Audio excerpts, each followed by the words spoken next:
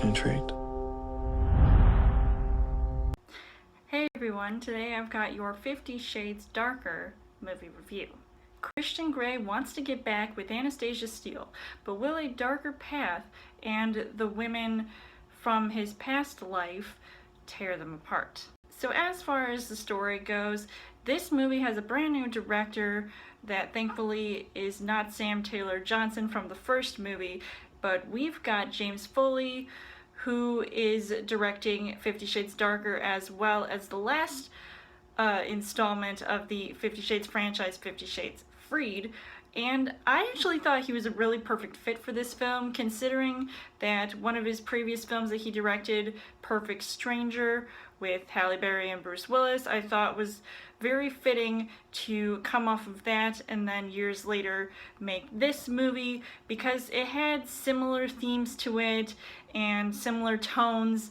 And so I did like that he went in a, obviously, darker direction, and it has more serious undertones to this movie, even though some might disagree with that. This movie is set not too long after the events of the first film and how that ended, leading into this darker toned film. And obviously there is much more at stake with these characters and some of these situations, but I do like the fact that you get to see more of this relationship develop and unfold as you go along. And you've got Anastasia and Christian, who have this on-again, off-again relationship. She's not really sure if she wants to get back with him, considering how he sort of treated her in the last movie, which, quite frankly, I can't condone, this violent sexual behavior in any relationship, and I think that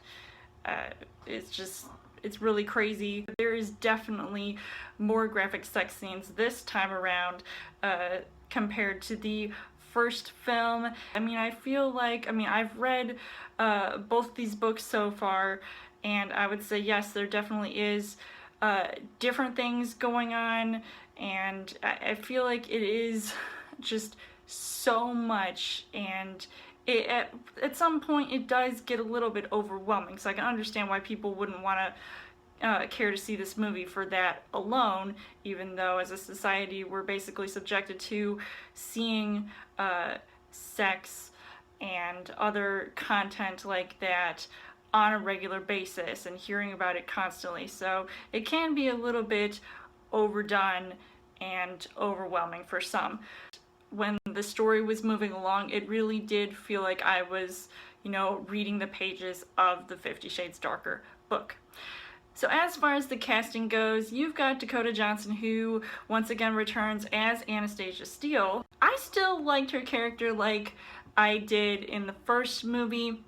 I really think she has definitely improved as an actress for this particular role, and knowing exactly, what the character is about, and she's trying to come off as this strong-willed character who's like falling for Jamie Dornan's character, who I still feel like is acting like the same character he was from the first movie, even though there are some slight differences where he is more damaged from the pain that he's inflicted from his past dominance and being in this dominant submissive relationship, and even from his past as a child, which they explain more.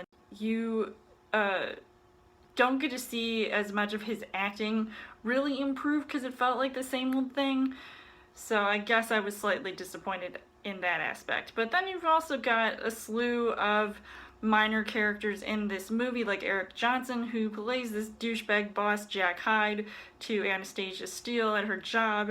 He was very good in his role, but I feel like if I give away more, you're not going to want to see this movie regardless. Bella Heathcote, who I just saw in Pride and Prejudice and Zombies, who plays Leela, and she's one of the, I guess, damaged submissives to Christian Grey. She's just really crazy.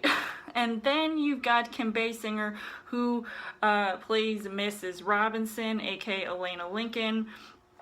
who was Christian Grey's dominant, and you know, I was thinking, for her as an actress to be in this movie, I almost felt like she could have done so much better, but at least I was glad that the amount of time that she had on screen, like, that was enough for me to see. I'm surprised that they did leave out 2 characters from the book, but I guess in the grand scheme of things, they didn't really matter in the plot of this movie. The things that I liked about this movie, I loved how they had better character development this time around, so I actually enjoyed watching most, if not all, of the characters' performances and how they interacted with one another. I loved the beautiful cinematography and the production design, especially with that one masquerade scene.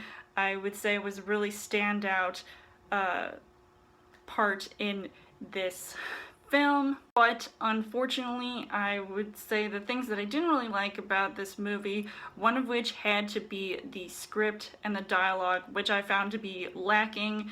And of course, I mean, the dialogue sounded exactly like how it came out of the book, so if, you know, you thought that that was, you know, cheesy, you're probably right, because some of it just seems really ridiculous to even hear coming out of people's mouths, and some of it could have, you know, felt forced and just poorly acted.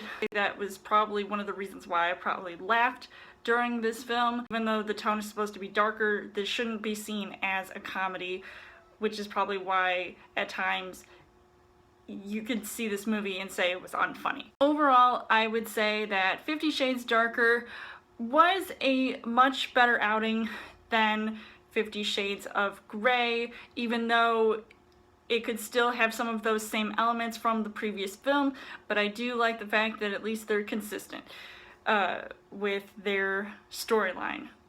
So I am slightly on the fence about recommending seeing this movie, whether or not you have read the books or have seen the movies just by themselves.